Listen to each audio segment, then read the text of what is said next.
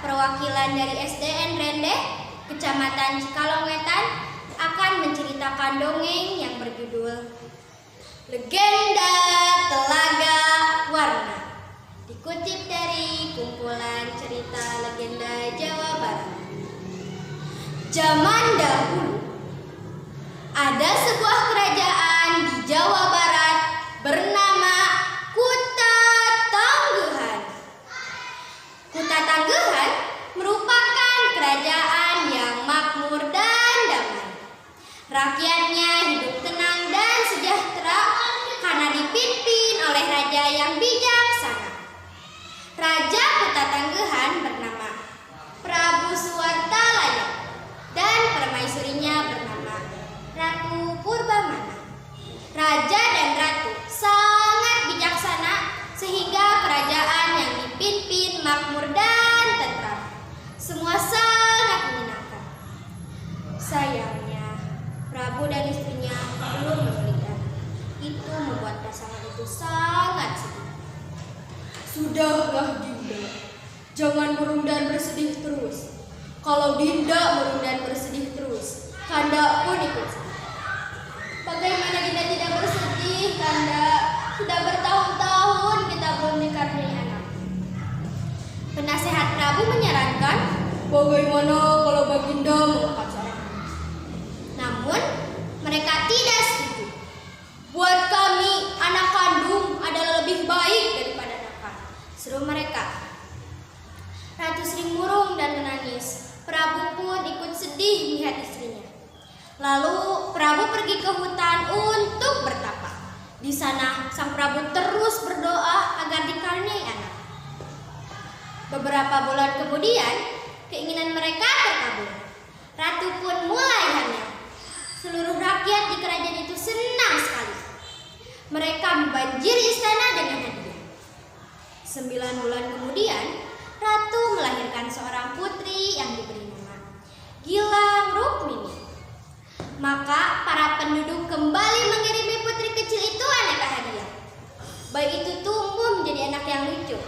Belasan tahun kemudian, ia sudah menjadi remaja yang cantik. Prabu dan Ratu sangat menyayangi putrinya. Mereka memberi putrinya apapun yang dia inginkan. Namun, itu membuatnya menjadi gadis yang manja. Kalau keinginannya tidak dipenuhi, gadis itu akan marah. Bahkan dia sering berkata kasar. Namun, orang tua dan rakyat di kerajaan itu mencintainya. Hari berlalu. Putri tumbuh menjadi gadis tercantik di seluruh negeri. Dalam beberapa hari, putri akan berusia 17 tahun. Maka para penduduk pergi ke istana. Mereka membawa aneka hadiah yang sangat indah. Prabu lalu mengumpulkan hadiah-hadiah yang banyak itu, lalu menyimpannya dalam ruangan istana. Sewaktu-waktu ia bisa menggunakannya untuk kepentingan rakyat. Prabu hanya mengambil sedikit emas dan permata. Ia lalu membawanya ke ahli perhiasan. Tolong buatkan kalung yang indah untuk putri, Kata Prabu. dengan senang hati yang mulia, Sahut ahli perhiasan. Ia lalu bekerja dengan sebaik mungkin, dengan sepenuh hati. Ia ingin menciptakan kalung yang paling indah di dunia, karena ia menyayangi putri. Hari ulang tahun pun tiba. Penduduk berkumpul di alun-alun istana. Ketika Prabu dan Ratu datang, orang menyambutnya dengan gembira. Sambutan hangat makin terdengar ketika putri yang cantik jelita muncul di hadapan semua orang. Semua orang mengagumi kecantikannya. Prabu lalu bangkit dan berseru. Kalung yang indah sudah diterima. putriku tercinta, hari ini aku berikan kalung ini untukmu. Kalung ini pemberian orang-orang dari penjuru negeri. Mereka mempersembahkan kalung ini karena mereka gembira melihatmu tumbuh jadi dewasa. Pakailah kalung ini, nak, Kata Prabu. Putri lalu menerima kalung itu. Lalu ia melihatnya dengan sekilas. Aku tak mau memakainya. Kalung ini jelek, seru putri. Ia lalu melemparnya ke lantai. Kalung yang indah pun rusak. Emas dan permatanya berceceran di lantai. Itu sungguh mengejutkan. Tak seorang pun menyangka putri akan berbuat seperti itu. seorang pun bicara. Suasana hening. Tiba-tiba meledaklah tangis Ratu Purbamana. Ia sangat sedih melihat kelakuan putrinya. Akhirnya semua orang pun meneteskan air mata, hingga istana basah oleh air mata mereka. Mereka terus menangis hingga air mata mereka membanjiri istana.